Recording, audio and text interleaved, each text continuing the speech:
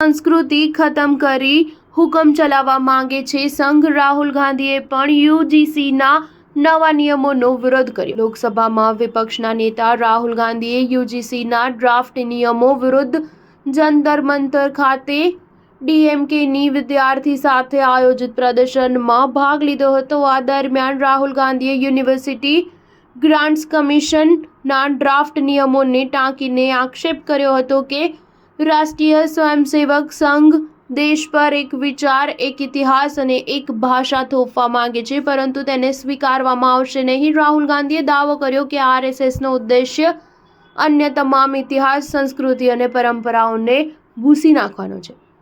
તેમનો ઈરાદો એક જ વિચાર, ઇતિહાસ અને ભાષાને દેશ પર થોપવાનો છે. રાહુલ ગાંધીએ આરોપ લગાવ્યો કે આરએસએસ વિવિધ રાજ્યોની શિક્ષણ પ્રણાલીઓ સાથે આવું વર્તન કરવાનો પ્રયાસ કરી રહ્યું છે અને આ તેમના એજન્ડાને આગળ વધારવા માટેનું એક બીજું પગલું છે.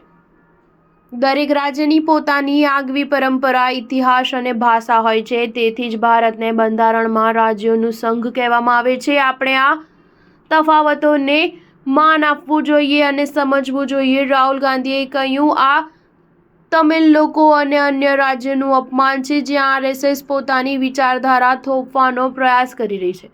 આ તમામ બાબતોને નબળી પાડવાનો આરએસએસનો પ્રયાસ છે. કોંગ્રેસ પાર્ટી અને ઇન્ડિયા ગઠબંધનમાં તે ખૂબ જ સ્પષ્ટ છે કે દરેક રાજ્ય, દરેક ઇતિહાસ, દરેક ભાષા અને દરેક પરંપરાનું સન્માન કરવું જોઈએ.